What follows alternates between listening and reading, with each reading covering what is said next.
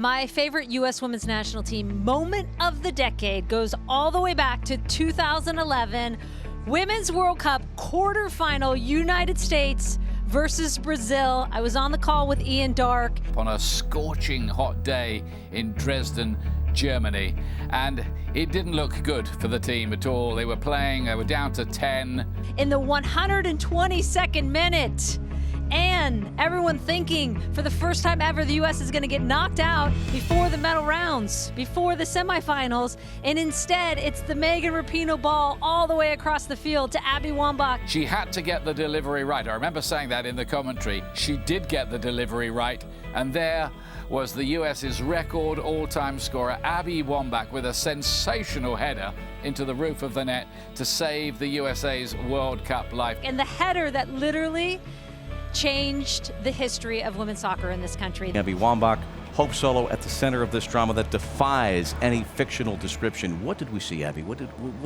did the American sporting public see? You know, it's hard because there's so much emotion involved. The last 3 hours of our lives have been just crazy. Going up a goal, then of course getting the red card, going down to 10 men. I mean, everything about it it's nothing makes it look and makes it feel like it does now. I'm so impressed and so proud of this team. We never gave up and we never quit. This is a team that can win a championship, and it's because what we just did on the field. I'm so proud of everybody. Hope, what did the team prove tonight? This team is special. This team was unwilling to lose tonight. Down a man, down a goal. Brazil throwing everything at us with their antics of, you know, hurt, not hurt, yellow cards, you know, calls that could have gone either way. You know, everything was against us, and this team has something special because we found a way to win. My other favorite U.S. women's national team moment of the decade had to be the hat trick in 13 minutes by Carli Lloyd in the 2015 Women's World Cup final. They had lost to Japan in 2011. They have them in the final again in 2015.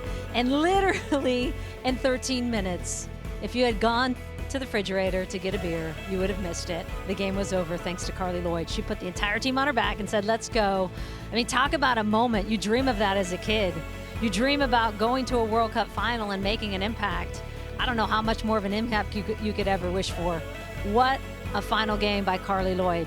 Meanwhile, Julie, I think it's fair to say Carli Lloyd will never have to buy a drink for the rest of her life. For those who've maybe just started following women's soccer during this tournament, tell us about Carli Lloyd. Let's look at 2008 Olympics. Carli Lloyd gets the game winner. 2012 Olympics, she scores 2 goals to beat Japan. So this is a player you knew should be producing more, and that switch by Jill Ellis to get her higher up the field paid off in huge dividends. And lastly, one of my favorite moments of the decade, of course, had to be from this Women's World Cup in 2019. Quarterfinal, U.S. versus France. Craziest stadium atmosphere I have ever been a part of. France in Paris, of course, all the French going crazy. And the 5th minute, Megan Rapinoe, the free kick. No one lines up on that near post for France. I don't know why. She slides it past Foudy, the goalkeeper for France. And talk about deflating the atmosphere of a stadium. It was as if the balloon had popped.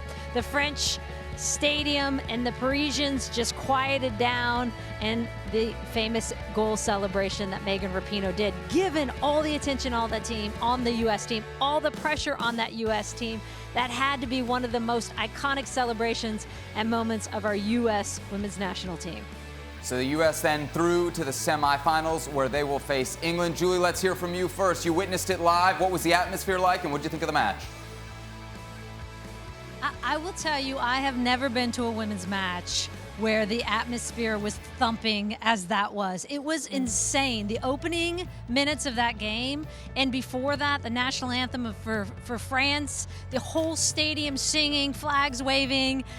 And that's why that 5th minute goal by Megan Rapinoe was so huge, because it totally sucked the air out of that stadium. And with all the energy they had to start that game, that goal, and you could see it, the way France had set up was so poor. They had no one beyond that wall on the near post. And Megan Rapinoe hit it perfectly. And in the second half, same thing. They got a little momentum, France did. Megan Rapinoe answers that bell, as you talked about in the open. and again, just killed that momentum and the energy in the stadium. And it was huge for them, I think, especially that 5th minute goal.